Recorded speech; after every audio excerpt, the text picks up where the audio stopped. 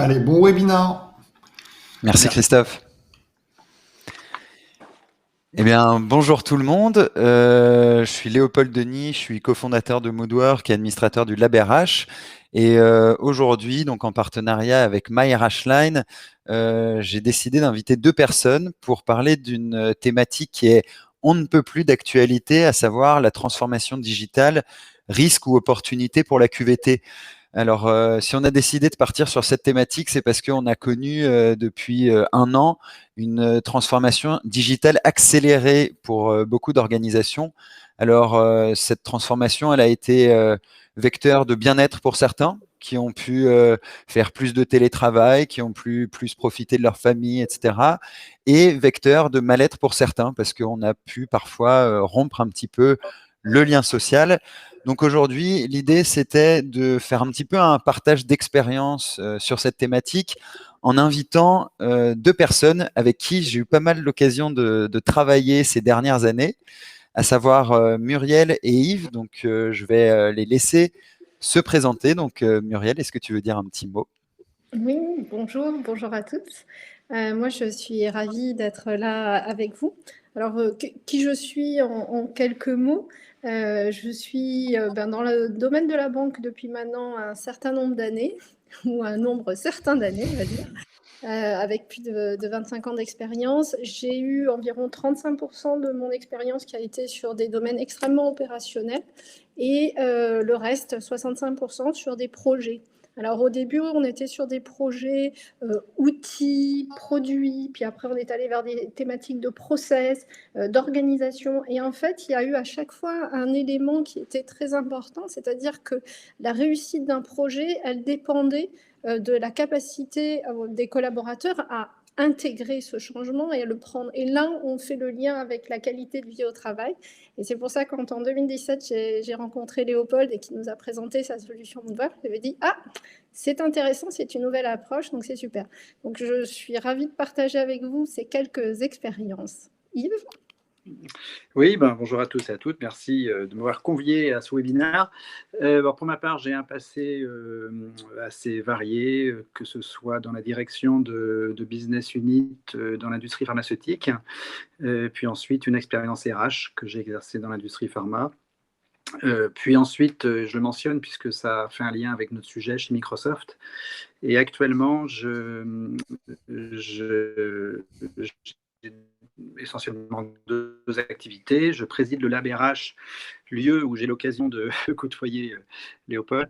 Et puis, par ailleurs, je mène une activité de conseil, d'accompagnement sur les sujets qui ont à voir avec notre sujet aujourd'hui, transformation digitale, pratique RH et notamment, puisque c'est l'actualité, le télétravail. Merci beaucoup Yves. Pour finir, pour ma part, je me suis un tout petit peu présenté, mais pour en dire un peu plus, Léopold Denis, je suis cofondateur de Moodwork et chez Moodwork, on développe une application web et mobile qui accompagne aujourd'hui un petit peu plus de 100 000 salariés dans leur démarche individuelle de qualité de vie au travail. C'est-à-dire qu'on met à leur disposition des outils qui vont leur permettre de mieux comprendre leur qualité de vie au travail, d'agir dessus et d'être accompagné par des spécialistes. Et également, bien sûr, je travaille un petit peu avec Yves au Lab RH. Donc aujourd'hui, ce que je vous propose, c'est qu'on parte sur trois discussions d'une dizaine de minutes, au cours desquelles j'aurai l'occasion d'interroger Muriel et Yves. Les trois discussions seront la première, la transformation digitale, un risque pour la qualité de vie au travail. La deuxième, la transformation digitale, une opportunité. Et enfin, l'idée, ce sera de rentrer un petit peu plus dans le concret de vos organisations et donc de voir comment est-ce qu'on fait pour accompagner ces transformations et faire en sorte que ce soit des vrais vecteurs de bien-être pour les collaborateurs. Donc, pour commencer, je vous propose d'aborder un petit peu le sujet du risque qu'est la transformation digitale pour la qualité de vie au travail. Et honneur à Muriel de commencer sur le sujet. D'accord. On est d'accord, hein, c'est une discussion, c'est-à-dire que si Bien veut sûr. d'intervenir, surtout, voilà. Alors, déjà, la digitalisation, je pense qu'il faut qu'on s'arrête 2 secondes sur ce terme-là, Parce que pour moi, ce n'est pas qu'un sujet d'outils. C'est à la fois un outil, mais c'est aussi tout ce qui va avec en termes de nouvelles façons de travailler, bien sûr, nouvelles relations managériales, etc. etc. Donc, quand il s'agit de se digitaliser, quand une entreprise veut se digitaliser ou se transformer, même si on sait, on a du mal à l'anticiper. Et souvent, ça arrive de façon brutale. Donc, ça veut dire que vis-à-vis du collaborateur, le choc, il est immédiat parce que c'est très difficile d'anticiper. Même si on le sait, c'est toujours très difficile. Ce que j'ai noté aussi ces derniers temps, c'est que dans la façon de s'exprimer d'un certain nombre de journaux, la digitalisation, elle n'était pas présentée comme un progrès. Et là, tout récemment, c'était le 26 mars, je crois, sur The Guardian, il y avait un article sur Santander qui va fermer un 5e de ses agences bancaires au UK, et l'article disait ça va impacter difficilement plus de 5000 collaborateurs. Donc, on voit que ce sujet de digitalisation, il a tout de suite un impact sur la QVT. Dans mon expérience du monde bancaire et du monde du service, nous, ce qu'on fait autour de la QVT, c'est on regarde des familles de risques ou des zones, on va dire, de vigilance. Et comment est-ce qu'on fait? On interroge les collaborateurs de façon anonyme à répondre à un sondage, et on a identifié 5 grandes familles. Alors, la première famille, c'est un sujet de désengagement. C'est-à-dire que quand on digitalise, souvent, on saucissonne une partie du process, et ce qui fait que le collaborateur, il voit qu'une partie de son activité. Donc, il perd un sens global, et se remotiver, se redonner du sens dans son travail, c'est compliqué. Donc, pour nous, ça a un impact sur la qualité de vie au travail. Le deuxième sujet, c'est le niveau de stress, souvent qui augmente. Et donc ça a un impact direct sur la qualité de vie au travail. Pourquoi? Parce que quand on est à 100% en télétravail, ou qu'on passe de plus en plus de temps en télétravail, il n'y a plus cette frontière, même symbolique, de s'habiller, de se mettre son manteau, de sortir pour aller au travail.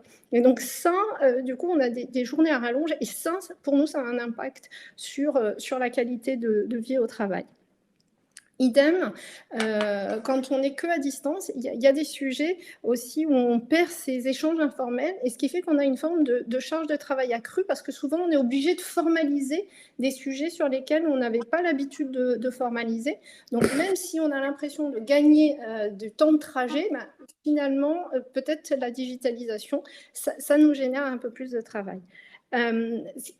J'en ai parlé un tout petit peu au début, on disait tiens, on veut anticiper le changement, on a du mal, donc souvent on vit ce changement, et comment est-ce qu'on peut être accompagné dans ce changement? Tout le monde connaît la fameuse courbe du changement avec la courbe de deuil, etc. Mais qu'est-ce que j'active comme levier? Pourquoi je l'active à ce moment-là? Comment je fais pour m'en sortir? Et le dernier sujet, c'est de se voir en vrai. Là, moi, ça fait plus d'un mois que je vois des têtes en vidéo. Souvent, la caméra, elle est en haut, et nous, on regarde les slides qui sont en bas. Donc, il y a un sujet de regard fuyant. Enfin, on sent plus moi, je sens plus mes collègues. Donc, voilà. Donc, je pense que ça, c'est des impacts sur la qualité de vie au travail. Et voilà, c'est quelques thématiques autour des risques. Yves? Muriel. Oui, je rebondirai sur ce que dit Muriel. Alors peut-être en précisant un peu le contour du sujet, parce que quand on dit transformation digitale, ça peut inspirer énormément de choses, même au-delà de là, on regarde surtout un sujet qui touche tout le monde aujourd'hui, et pas des moindres, qui sont les nouveaux modes de travail reliés au digital. Mais la transformation digitale et la QVT, on peut aussi la considérer sous d'autres angles. Je ne vais pas les approfondir, mais ça peut être tout simplement l'évolution des métiers, le fait que l'interface client va changer, que de nouveaux métiers vont apparaître, la transformation, voire la disparition des métiers, tout un débat qui anime les RH et le monde politique également depuis quelques années, mais qui est un débat important. Et en ce sens, oui, la qualité de vie au travail pour les personnes impactées s'en ressentira directement. L'adoption de nouveaux outils numériques aussi en soi peut être vue comme un élément de transformation digitale qui impacte la QVT.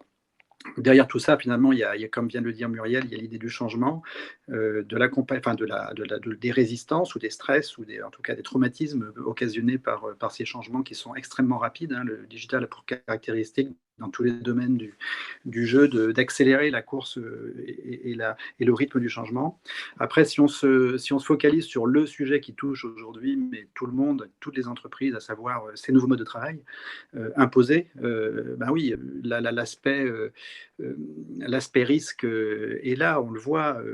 Ce qui est intéressant, si je peux le voir positivement, c'est qu'on a des éléments de comparaison de façon massive dans tous les pays au même moment. Donc cette espèce d'unité de lieu, de la transformation imposée, de cette digitalisation du travail dans ces interactions, permet aussi de voir, de tirer énormément d'enseignements sur ce qui marche moins bien. Alors rien n'est transposable de façon identique d'un contexte à l'autre, évidemment, mais on peut en tirer des enseignements.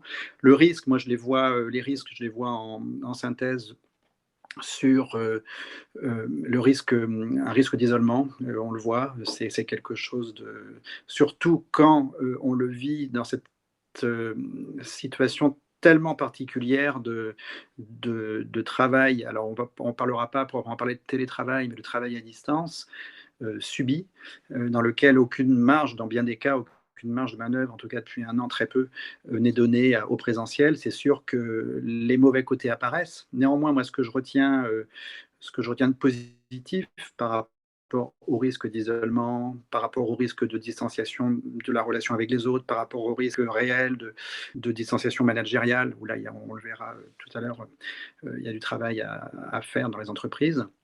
C'est que malgré cela, on entend quand même, et tous les sondages, les études semblent très convergents. On entend une majorité de personnes qui, certes, ont subi ce télétravail avec ces conditions de travail, avec des inconvénients évidents, dire pour autant qu'elles se projettent dans l'après, sur l'intégration du télétravail ou du travail à distance, donc du travail digitalisé, dans leur quotidien. C'est-à-dire que là, les dernières études aujourd'hui, sachant maintenant on commence à avoir le recul nécessaire pour commencer à avancer des chiffres, prudemment certes, mais il semblerait que l'après-Covid se concrétise par une multiplication du temps de télétravail de 3 à 5, en gros, pour donner une idée globale, ce qui est énorme, et ce qui, au-delà même de la question qu'on se pose sur les risques du télétravail, aura des conséquences absolument énormes sur d'autres sujets, que ce soit des sujets relatifs aux espaces de travail, relatifs au transport, relatifs à la restauration des entreprises. Enfin voilà, après c'est un autre sujet, mais c'est pour dire que c'est extrêmement structurant, extrêmement impactant sur énormément de thématiques qu'on ne traitera pas ici, évidemment. Très bien.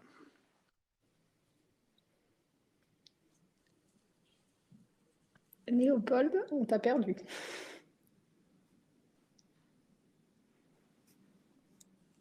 Je crois qu'on a définitivement perdu Léopold. Non, mais je l'entends, Léopold. Je t'entends très bien, oui, je ne sais pas s'il est...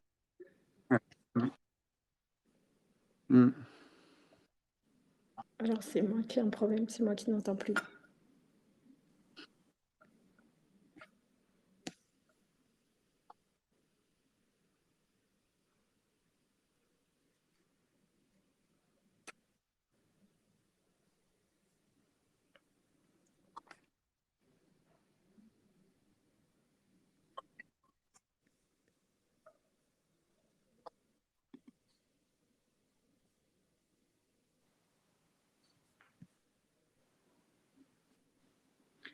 Là, à mon tour de ne plus entendre.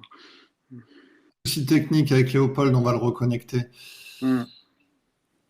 Muriel, vous m'entendez? Oui. Vous m'entendez? Non, super. Moi, je vous entends tous. Est-ce que vous m'entendez? C'est bon. Ouais, alors c'est bizarre, j'avais l'impression que Yves m'entendait, mais plus Muriel. Enfin bon, bref. Et non, et ce que j'étais en train de dire pour compléter les propos d'Yves, c'est que chez Moodwork, on s'est intéressé à consolider toutes les données qu'on a eues entre 2019 et 2020, et on a eu un constat assez intéressant, c'est qu'on s'attendait à avoir une qualité de vie au travail extrêmement détériorée d'une année sur l'autre à cause du confinement, de tous les impacts que ça a eu sur tout le monde. Et ben en fait, ce qu'on a remarqué, c'est que le niveau de qualité de vie au travail était stable d'une année sur l'autre. Par contre, il y a des facteurs qui se sont énormément améliorés, là où d'autres se sont énormément détériorés. Par exemple, le sentiment d'autonomie s'est énormément amélioré d'une année sur l'autre. Je pense notamment avec le développement du télétravail, bien sûr, et la transformation. On a eu affaire à des gens qui se sont sentis beaucoup plus autonomes dans leur travail et qui avaient moins de tâches qui dépendaient des autres. Donc, ils étaient beaucoup plus, ils fonctionnaient beaucoup plus, j'imagine, en projet. Et par contre, là où ça s'est énormément dégradé, c'est le sentiment de ne plus pouvoir faire de pause, qu'on est non-stop toute la journée derrière notre écran, etc. Donc en fait, comme toujours, il y a un aspect négatif au changement, mais un aspect également positif. Et donc là, c'est donc la partie suivante. Et Yves, vu que tu avais un petit peu commencé à aborder ces thématiques d'aspect positif pour la qualité de vie au travail, est-ce que tu as des choses à compléter sur ce sujet?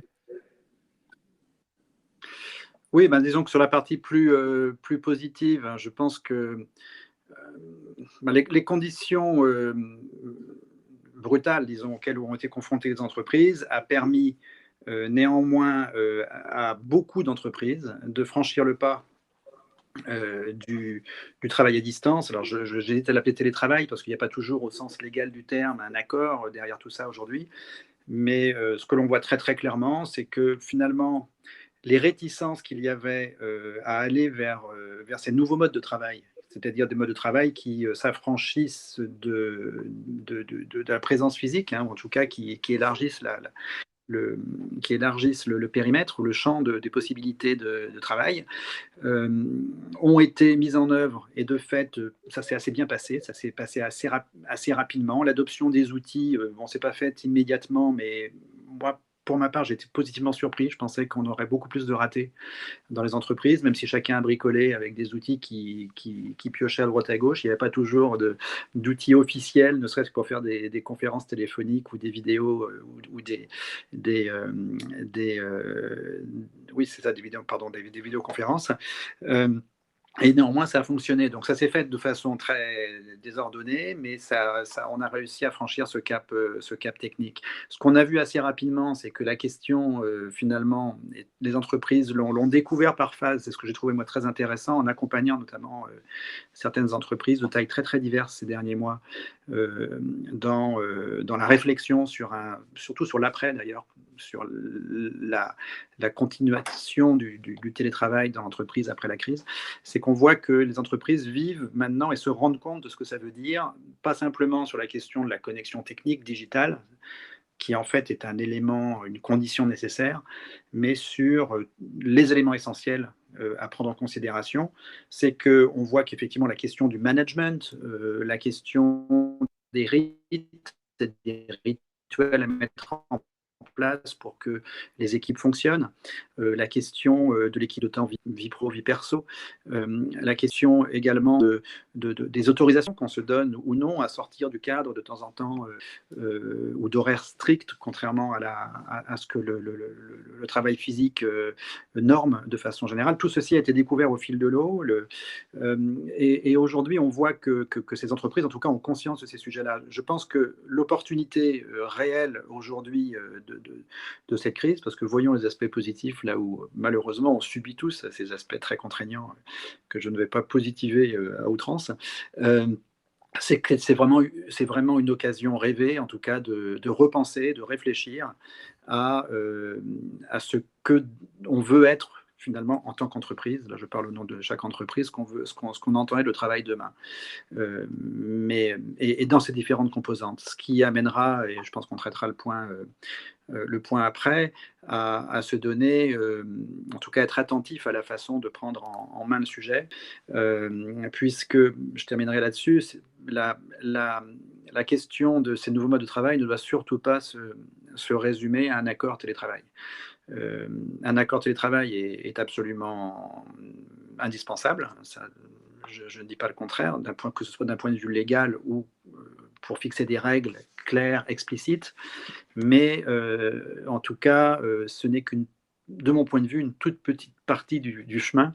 Le reste, l'essentiel, est dans l'accompagnement, dans la réflexion, dans la co-construction, point qu'on développera, je pense, tout à l'heure. Merci Yves. Muriel, un mot à ajouter sur les opportunités. Est-ce que par hasard, toi, dans ton expérience, peut-être au sein de la BNP, est-ce que tu as pu voir au cours de l'année passée, mais même de façon un petit peu plus générale, des moments où la transformation digitale, ça a été un vecteur de bien-être et de qualité de vie au travail pour tes collègues, tes équipes? Oui. Alors, je vais redire des choses que Yves a dites, hein, c'est-à-dire ce sujet de flexibilité et donc d'organiser un peu son temps comme on le souhaite ou comme on peut le souhaiter. Ça, c'est un vecteur extrêmement important parce que dans la qualité de vie au travail. Parce que derrière, ça tire un autre sujet qui est celui, alors Yves l'a mentionné, mais nous on appelle ça l'empowerment ou l'autonomie. C'est-à-dire la possibilité qu'on donne aux collaborateurs donc d'avoir une liberté d'organisation parce que l'objectif qui a été défini, c'est un objectif qui a du sens et c'est un objectif sur lequel on va regarder le résultat et pas le chemin. Le chemin, c'est à la liberté et au choix du collaborateur. Et donc, dès qu'on commence à tirer ce sujet-là, eh ben, on en tire un autre encore plus grand, c'est celui qu'a mentionné Yves, c'est celui avec les relations managériales. Alors, on dit toujours qu'on veut un manager coach, un manager leader. Bon, un manager, ça reste un manager, c'est une position statutaire, mais du coup, ça embarque un certain nombre de réflexions sur la qualité de vie au travail, notamment à travers les évaluations, etc., qui sont extrêmement positives. Et moi, je voulais revenir sur un des sujets de la digitalisation. Je suis certainement, les gens qui nous écoutent en ont aussi pu profiter. En tous les cas, ce qu'on voit, c'est que quand on a une forme de liberté d'organisation, on a aussi une forme de liberté de se former. Et donc d'acquérir des nouvelles compétences. Et sans cette digitalisation accrue qu'on a vécue là dernièrement, je suis sûre qu'un maximum d'entre nous n'auraient pas eu accès à des formations. Je souris parce que Léopold, dernièrement, To Moodwork a été formé à la GDPR. Là. Mais c'est des sujets qui sont indispensables et aussi ça fait partie de notre employabilité de demain. Donc on a énormément, je trouve, d'opportunités dans cette digitalisation vis-à-vis de la qualité de vie au travail. Parce que voilà, c'est être en capacité d'anticiper les changements, de se former sur ces changements, d'avoir de la liberté de s'organiser, être plus empower, ça veut dire se focaliser sur des tâches à valeur ajoutée. Voilà, pour moi, ça c'est des opportunités sur lesquelles on peut vraiment préparer l'avenir de demain. Ok. Ouais, je rebondirais peut-être sur ce point-là et puis sur les éléments bénéfiques finalement, les opportunités du travail en mode digital ou tel qu'on le voit évoluer aujourd'hui. Je pense qu'il faut quand même avoir en tête que c'est l'opportunité de répondre à des attentes des salariés, enfin des collaborateurs, qui l'expriment clairement en disant bah oui, je souhaite avoir demain, enfin pour largement les 3/4 d'entre eux, hein, je souhaite avoir demain plus de télétravail après la crise, au-delà du confinement évidemment qu'on connaît, que je n'en avais avant. Donc je souhaite avoir cette forme d'hybridité dont on parle de plus en plus, savoir d'alterner des positions, des lieux de travail, des conditions de travail différentes selon que je suis sur site ou que je suis chez moi. Évidemment, tout ça pour les postes qui le permettent. Ça, c'est le point de vue du salarié, donc un meilleur équilibre de vie, moins de déplacements, pouvoir exercer son travail dans des conditions peut-être de concentration qu'on peut avoir chez soi et pas forcément au bureau. Avoir au bureau, donc peut-être plus des modes orientés vers des objectifs de mise en relation, de travail sociabilisé. Ça, c'est pour le salarié. Et pour l'entreprise, en fait, la bonne surprise, alors encore une fois, chiffre à manier avec précaution, parce que ce n'est pas vrai partout, toutes les équipes ne l'observeront pas de la même façon, mais que globalement, il semble que les entreprises observent des gains de productivité, en tout cas sur les activités. Alors, je ne parle pas forcément de l'intégralité des activités d'un poste, mais pour les activités qui peuvent être exercées à distance, et notamment celles, c'est assez logique, hein, qui nécessitent une certaine concentration, un certain temps de travail auquel on puisse se consacrer. On observe des gains de productivité. Alors les études, la dernière étude là, que j'ai lue récemment du BCG avançait des chiffres qui me paraissaient alors pour le coup très élevés, mais pourquoi pas des gains de productivité de 15 à 40% sur les activités pouvant être exercées à distance. Mais pour parler moi de mon cas chez Microsoft, je terminerai sur ce point-là, on avait observé sur des personnes qui exerçaient en télétravail 3 jours par semaine des gains de productivité très objectivés, hein, puisque c'était des ingénieurs qui faisaient de l'après-vente auprès des entreprises et qui avaient des métriques de suivi extrêmement objectifs. On avait vu des gains de productivité très clairs sur les activités exercées à domicile lorsqu'ils étaient en télétravail. Voilà, donc je ne peux pas le généraliser trop hâtivement, mais si bien senti, on peut tout à fait comprendre que des conditions d'exercice en mode plus on va dire, propre à la concentration, propice à la concentration, puissent être plus productifs. Très bien. Merci Yves, merci Muriel. Bon, ok, on voit en effet qu'il y a certains risques, il y a des opportunités. Maintenant, la vraie question, je pense, pour pas mal de personnes qui nous écoutent aujourd'hui, c'est concrètement comment est-ce que je mets ça en place dans ma société. Alors, on peut voir que il y a une première chose, c'est en effet le travail un petit peu plus en mode hybride, avoir des temps chez soi pour pouvoir avoir des temps calmes, pouvoir se concentrer, etc. Et des temps, on va dire, en entreprise au cours desquels on va pouvoir travailler réellement avec ses collègues, travailler en équipe et surtout maintenir cet aspect un petit peu de créativité qu'on peut perdre quand on est un petit peu tout seul. Donc maintenant, la question que j'aimerais vous poser, Muriel et Yves, c'est concrètement comment est-ce qu'on accompagne ces transformations, vers quel mode de travail est-ce qu'on va pour en faire un vrai vecteur de bien-être. Et là, j'ai mis bien-être, mais je dirais vraiment vecteur de qualité de vie au travail, donc avoir ce double aspect bien-être et performance de l'entreprise. Est-ce que, Muriel, tu veux prendre la main ? Oui, Oui. j'aime bien quand Yves conclut. Alors, concrètement, comment on accompagne ? Eh bien, Yves a raison. Il y a beaucoup d'éléments qui sont à disposition des entreprises. Et nous, typiquement, on a plusieurs accords. Donc, un accord, ça veut dire que c'est signé avec les syndicats. Et notamment, on avait un accord sur le télétravail. Donc, c'était une base qui était très importante pour pouvoir continuer à le déployer, pour pouvoir mesurer, pour pouvoir identifier quels étaient peut-être des ressentis managériaux en disant non, si mon collaborateur n'est plus là, est-ce que loin des yeux, loin du cœur, donc du coup je vais plus surveiller. Enfin, comment est-ce qu'on passe du command and control de proximité à de la confiance, où on sait que la confiance elle est génératrice de business. Donc voilà. Donc concrètement, comment on accompagne ? Il y a des leviers. Certains leviers, ce sont des accords. Et aussi, nous, on avait un accord sur la qualité de vie au travail. Alors, je m'y arrête 2 secondes dessus parce que cet accord, il a été signé en 2018. Et en fait, ce qu'on s'apercevait, c'est que les sujets de qualité de vie au travail, donc où on parle aussi de l'engagement des collaborateurs, ça ne se décrète pas parce que c'est à la fois un projet d'entreprise et c'est aussi un sujet extrêmement personnel. Et donc, c'est pour ça que nous, pour accompagner ces transformations digitales, on aime s'appuyer sur 2 sujets. C'est-à-dire, il y a un sujet où c'est la stratégie de l'entreprise qui doit embarquer ce sujet de qualité au travail. Il faut qu'elle le montre. Donc, le montrer à travers des accords, c'est déjà un premier pas. Après, c'est aussi quelque chose qui est décliné au niveau des équipes.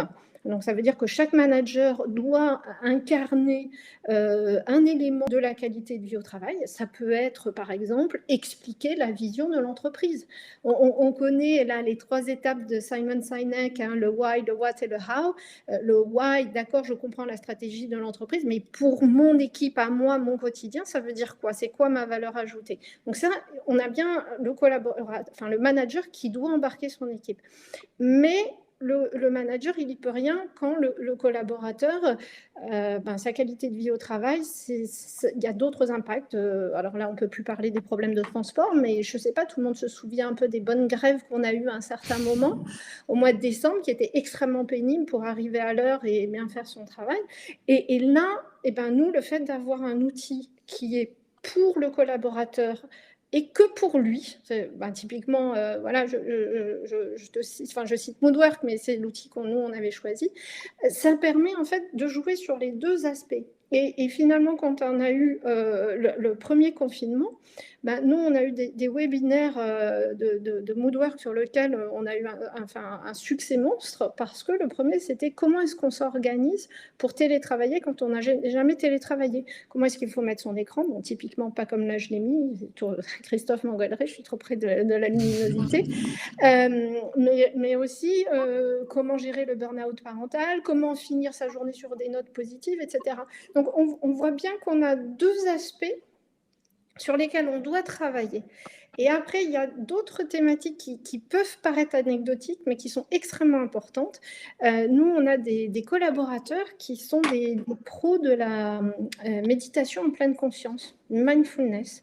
Et ils proposent à plein de collaborateurs de faire des mini-sessions de mindfulness. Donc, en fait, il ne faut vraiment pas hésiter, quand on a envie de mettre en œuvre une transformation, de faire un peu une cartographie de tout ce qu'on a sous la main et de la proposer, parce que le bien-être, la qualité de vie au travail, c'est vraiment ce mélange Yves en parlait, de la mission de l'entreprise et aussi de son soi, de son perso, et comment est-ce qu'on peut matcher les deux. Bon, je sens que j'ai fait un peu de hors-piste, mais c'est pas grave, Yves va remettre tout ça dans Non, l'ordre. c'est très bien. Juste avant de passer la main à Yves pour compléter ce que dit Muriel, moi j'aime bien rappeler quand je commence à échanger avec des personnes sur les sujets de qualité de vie au travail que toutes les études le montrent, la qualité de vie au travail, c'est en effet une co-responsabilité entre l'organisation et l'individu. L'organisation qui va agir sur ce qu'on appelle les facteurs organisationnels et l'individu qui va agir sur les facteurs individuels. Or, dans une période de transformation, quelle que soit cette transformation, j'ai envie de dire qu'elle peut être digitale, l'organisation est alors vectrice d'insécurité et donc potentiellement de mal-être. Donc, ce qu'il faut faire, c'est redonner des ressources à l'individu pour faire face à cette période de transformation et pour l'aider à la traverser. Et c'est exactement ce que Muriel disait, c'est que une transformation, mais aussi une politique qualité de vie au travail, ça se fait à tous les niveaux de l'organisation. Et on ne peut pas se dire, je vais transformer l'organisation sans penser à chacun des individus dans l'entreprise et sans penser au manager, par exemple. Yves, est-ce que tu voulais compléter quelque chose sur ce sujet? Oui, disons que sur la façon de... Si la question, c'était comment s'y prendre, comment accompagner le passage à ces nouvelles façons de travailler, à ces nouveaux environnements de travail.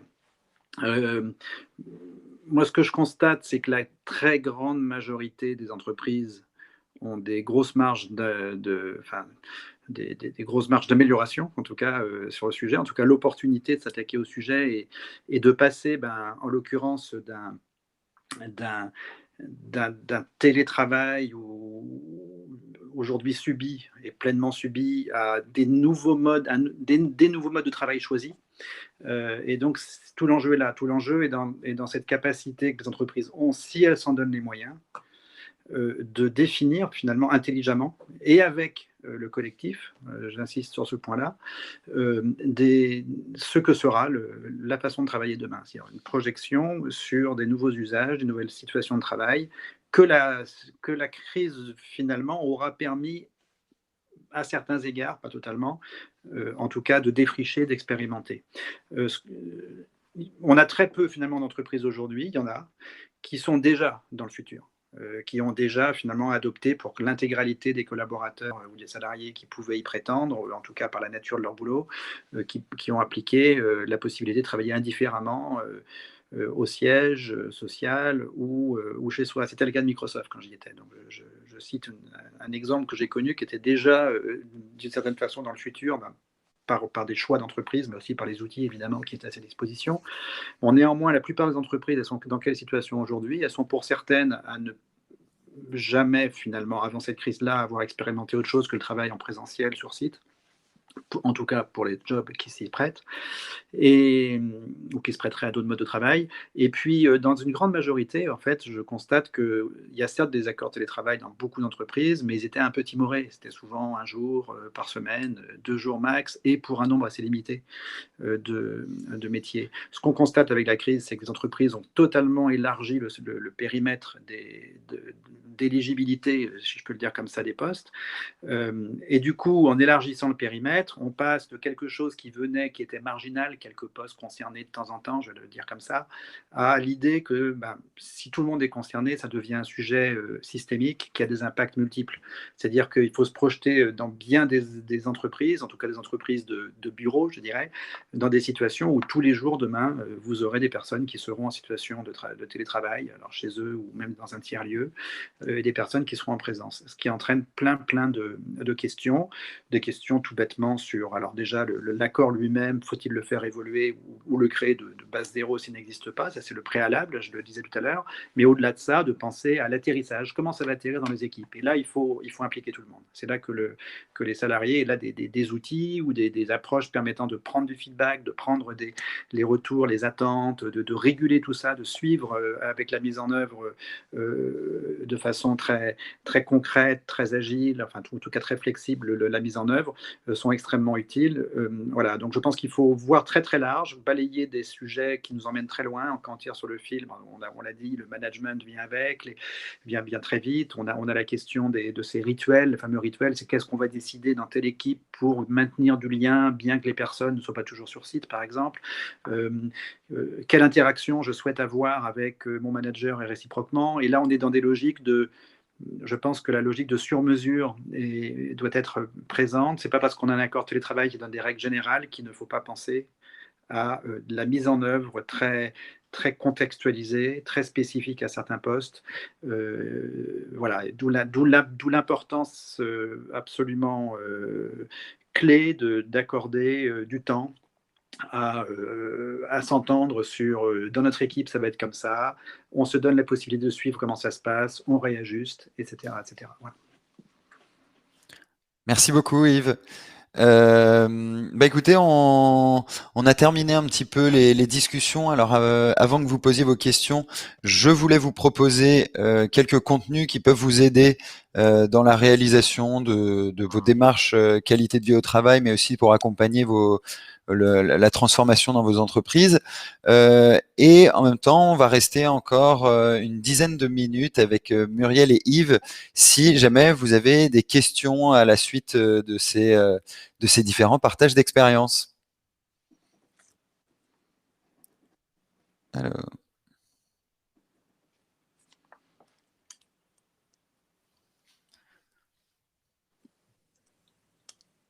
Moi déjà, j'avais une question pour Muriel. Alors Muriel, quand vous avez eu l'annonce du premier confinement, vous êtes passé bien sûr du télétravail, vous étiez à quoi, 1 ou 2 jours de télétravail, à un télétravail complet, c'est ça? En fait, ça dépendait des postes. Ça Tous les postes dépendait? n'étaient pas ouverts. Ok. Ça dépend aussi du temps de travail. Parce que, par exemple, si on est à 80%, on n'a droit qu'à 1 jour de télétravail. Parce qu'en fait, l'accord précisait un nombre de présences sur site. D'accord. Voilà, et même quand il y a eu la crise sanitaire, il y a quand même des postes qui ont dû asseoir au quotidien une activité en présentiel parce qu'elles ne sont pas du tout télétravaillables entre guillemets. Donc, ça a été un peu un stress test pour un certain nombre d'outils informatiques. Ça a été un stress test pour plein de managers. Parce que ces fameux rituels dont parlait Yves, souvent on fait du visual management dans les équipes opérationnelles. Donc, on a un tableau et on fait avancer les différents curseurs. Donc, même si on arrive en retard à la réunion, on sait où est-ce qu'on en est. Du jour au lendemain, quand tout le monde est éclaté, c'est un peu plus difficile à mettre en œuvre. Et ça, c'est des éléments de qualité de vie au travail parce que ces fameux rituels, ça donne un sentiment d'appartenance, ça donne un objectif commun. Donc oui, il y a eu beaucoup de sujets comme ça qui ont été chamboulés. Okay. J'ai vu passer quelques questions aussi sur les chefs de projet en disant mais quand on est chef de projet, est-ce que le télétravail à outrance, ça facilite la tâche ou pas? Rien n'est facilité. Enfin, ça c'est une opinion personnelle. Hein. Et rien n'est fait pour faciliter. C'est une question d'adaptation. Il y a un terme un peu à la mode, ça s'appelle la résilience. C'est-à-dire que quand par exemple vous êtes un consultant interne, il faut aller chercher le client. Mais quand vous êtes à distance, comment vous faites? Eh ben, il faut se réinventer. Et c'est pour ça que je parlais sur la formation, c'est pour ça que je disais le collaborateur, il doit être aussi un peu dans cette démarche de qualité de vie au travail. C'est difficile, hein, ce changement de digitalisation. Ouais, c'est l'aspect empowerment dont tu parlais tout à l'heure, quoi. C'est comment est-ce que l'individu, face à la diversité, va se dire, bah ok, bah maintenant, c'est à moi de me réinventer pour coller un petit peu à l'organisation de demain. Ouais. Alors, je vois des questions. J'en ai une de Benjamin Jetnet qui demande que dites-vous du 100% télétravail, une organisation du travail plausible selon vous? Oui, enfin, je peux répondre. Alors, disons que je pense que là encore, il faut redescendre au niveau des métiers, des activités sous-jacentes dans les métiers. On peut imaginer, d'ailleurs, certaines entreprises se projettent là-dessus, sur du 100%, disons peut-être du 90%, avec l'idée peut-être d'une demi-journée par semaine ou quelque chose de cet ordre-là, pour se retrouver physiquement, en tout cas à condition évidemment que la géographie le permette. Mais si dans les métiers informatiques, par exemple, on voit aujourd'hui, et dans certains secteurs derrière la banque et la finance, on voit émerger certains métiers, certaines projections disant ce métier-là pourrait être quasiment à 100% en télétravail. La règle générale pour moi, et après, encore une fois, il faudrait le nuancer, l'analyser poste par poste, secteur par secteur, etc., enfin métier par métier, secteur par secteur, mais c'est que globalement, et on le voit dans la lassitude générale des personnes être toujours à distance, c'est pas adapté. Enfin, ce full télétravail n'est pas adapté à l'exercice, au bon exercice de métier qui, pour la plupart, ont une composante relationnelle nécessaire et qui est limitée à la longue par, même si on peut trouver d'excellentes façons de faire des réunions, d'excellentes façons de faire, d'aller droit au but, souvent d'ailleurs dans des relations qu'on peut avoir avec telle ou telle personne, toute la partie informelle manque cruellement, et c'est difficile de la recréer à distance, même si on peut être inventif. Donc voilà, je pense qu'il faut être très prudent avec cette idée fantasmée du full télétravail qui finalement laisserait beaucoup de gens en frustration et aussi en termes de productivité, tout simplement. Là, ça se retournerait contre les personnes. Je citerai un exemple simplement sur cette question du full télétravail. Je ne sais pas si vous vous souvenez, il y a quelques années, chez Yahoo, la PDG qui était venue, Meyer, qui était venue, Marissa Meyer, je crois, et qui avait pris les rênes de Yahoo, avait arrêté le télétravail tel qu'il existait chez Yahoo aux États-Unis, pour la bonne raison que c'était un télétravail justement qui était totalement distanciel, enfin 100% quoi, en distanciel, et qui donc montrait ses limites. Et montrant les limites des interactions et de la collaboration, elle avait décidé, alors je ne sais pas si elle avait décidé de le faire intégralement, mais en tout cas elle avait décidé de revenir en arrière par rapport à ça. Donc encore une fois, ça ramène à la question d'adapter métier par métier dans des contextes donnés. Après aussi dans les métiers, expérience par expérience, une personne qui commence dans un job, dans un poste, quand bien même télétravaillable à outrance, je pense qu'on n'a pas trop intérêt à le mettre en télétravail d'entrée de jeu, quoi. Voilà. Complètement d'accord. Et puis il y a peut-être une autre question aussi qui est celle de la culture de l'entreprise, parce qu'on voit pas mal de startups qui décident de partir en télétravail complet. Et en fait, peut-être que se dire, si moi je postule dans une entreprise où je sais que c'est comme ça, c'est parce que je sais que ça me convient. Et donc au final, le problème est un peu moindre. Ce que je trouve en effet gênant, c'est de dire une organisation pour laquelle j'ai décidé de travailler et qui n'est pas en télétravail, que du jour au lendemain, elles me disent maintenant c'est du télétravail complet. Ça ressemble pas exactement à ce que j'avais signé dans mon contrat de travail à l'origine, peut-être aussi. D'autant plus qu'on voit dans toutes les entreprises que certaines personnes, pour des bonnes raisons, hein, et tout à fait respectables, n'ont pas du tout envie de télétravailler. Mhm. Et que si le choix leur est donné, et il faut totalement le respecter au risque de mettre les gens en tension inutile, voilà, elles ne souhaitent pas travailler chez elles parce qu'elles n'ont pas la place, parce qu'elles ne sont pas concentrées ou dans un état permettant de faire leur travail correctement. Donc là aussi, comme tu le dis, on est dans cette nécessité de prendre en compte les particularités de chacun. Mhm. Merci. Alors, je vois d'autres questions. Alors, une question d'Elisabeth. Comment faire pour créer des pauses ou recréer du lien quand les agendas sont surchargés? Je viens de démarrer. En fait,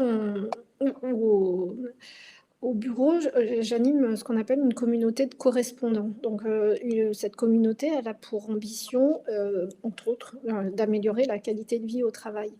Et il y a on instaure des formes de règles de vie. Alors, vous avez la règle, on va dire légale, hein, qui s'appelle le droit à la déconnexion. Donc, ensuite, vous avez parfois des accords d'entreprise qui limitent encore un peu plus les plages.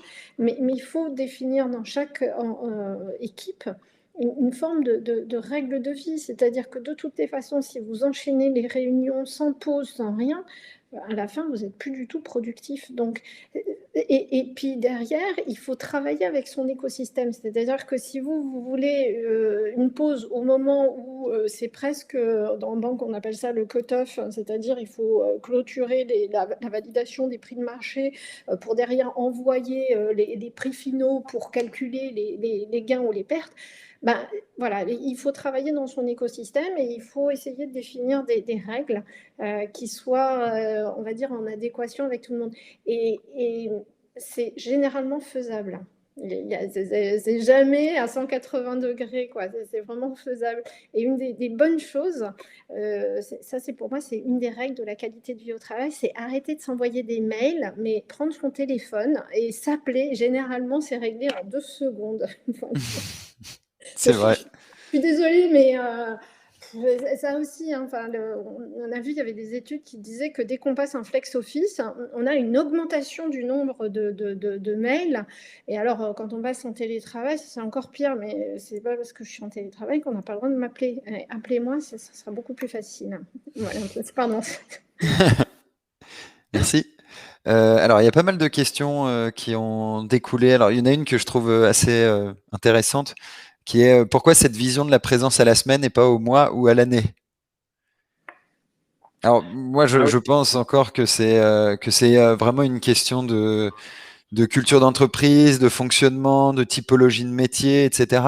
Et je pense en effet qu'il y a certains métiers qui pourraient très bien fonctionner à la semaine, voire au mois, de dire nous, je sais que par exemple chez Moodwork, alors je prends un exemple de chez nous, on a des développeurs qui décident de partir pendant un mois travailler à l'étranger ou travailler à un autre endroit et puis ensuite ils reviennent 2 semaines et ainsi de suite. Je pense qu'il y a certains métiers où il y a peut-être moins de relationnel avec l'extérieur, notamment, plus de l'interne, développement technique, etc., pour lesquels c'est pas un problème. Yves, tu voulais dire quelque chose? Oui, parce que le sujet, il est pas facile. Il n'est pas facile parce qu'il moi, il se trouve que j'ai accompagné 2 entreprises récemment, dont une assez grande, qui se posaient la question éventuellement dans l'accord de télétravail, de dire, voilà, vous avez un quota de jours dans l'année en télétravail. Et en fait, quand on se projette sur la mise en œuvre, ça devient quelque chose de très complexe. Ça assimile le télétravail à des congés, comme si on avait un quota de jours et qu'à la fin de l'année, parce qu'on ne les a pas pris, on les prend. Ça devient un peu compliqué. Moi, personnellement, je ne suis pas très favorable parce que ce n'est pas l'esprit. L'esprit du télétravail, c'est quand même d'avoir une forme de régularité, de flexibilité et d'intelligence aussi situationnelle qui fasse que les personnes comprennent que c'est pertinent d'être en télétravail à ce moment-là. Il faut se donner la flexibilité de ne pas l'être, le cas échéant aussi. Donc ça, c'est déjà assez compliqué et ça nécessite un apprentissage que finalement bien des personnes n'ont pas eu l'occasion d'opérer, et qui vont découvrir d'ailleurs, parce que quand ils vont passer du full travail à domicile à l'hybride, ils vont se confronter justement à cette dualité entre le domicile et le site. Voilà, donc moi je ne suis pas très favorable à plonger trop rapidement là-dessus, sachant que si on se projette dans quelques années, peut-être que la maturité étant sur le sujet, on n'aura plus besoin d'accord de télétravail et que chacun sera capable d'arbitrer finalement les meilleurs moments dans l'année ou dans la semaine ou dans le mois. Mais attention, la mise en œuvre risque d'être extrêmement difficile, d'autant plus si c'est régi par un accord avec des notions. Moi, je sens très très mal l'idée de récupérer ou de se dire « Oh là là, j'ai pas pris mon télétravail en début d'année, je vais tout prendre après ». Enfin, ça n'a plus de sens, c'est plus adapté forcément de façon pertinente aux réels besoins, quoi. Ok. Et on va poser une dernière question et puis ensuite on vous laissera vaquer à vos occupations. Il y avait une question pour toi, Muriel. C'est ton avis, hein. Selon toi, l'employeur devrait-il prendre en charge financièrement l'aménagement d'une bonne installation du poste de travail à la maison? Alors, quand il y a un accord, cette question est souvent posée et abordée. Et généralement, oui, il y a une négociation qui est faite entre les syndicats et la direction pour qu'il y ait une forme voilà, de compensation, on va dire, de consommation d'électricité, peut-être de s'acheter une bonne chaise, etc., etc. Donc, oui, généralement, il faut qu'il y ait un accord. Ce qui est intéressant de voir, c'est que je pense que ça marche pour des entreprises qui ont une certaine taille. Peut-être que pour des entreprises un peu plus en démarrage, moi je crois beaucoup à la mission de l'entreprise. C'est quoi la mission et du coup, comment est-ce qu'on s'organise pour faire cette mission? Et ça, c'est le socle de ce que tu disais tout à l'heure, Denis, ou ce que vous disiez, Yves, sur cette co-construction. Elle est indispensable. Donc voilà, bon, je pense qu'il y a plusieurs tailles d'entreprises, il y a plusieurs types de maturité. C'est sûr que si on est dans un sujet du télétravail pour faire des économies de siège, bon, c'est un peu normal qu'il y ait une forme de compensation. Après, si c'est dans un sujet de mission, voilà, ça prend une autre définition. Je suis désolée, peut-être que je ne réponds pas tout à fait à la question, mais en fait, ça dépend tellement du contexte. Merci. Moi, en tout cas, merci beaucoup, Yves, Muriel. C'était un plaisir de vous avoir. On a eu à peu près 140 personnes aujourd'hui, donc ça fait pas mal de personnes qui ont pu avoir vos bons conseils. Donc, je vous remercie et puis je vous souhaite à tous une excellente soirée. À bientôt. Merci beaucoup. Au revoir. Au revoir.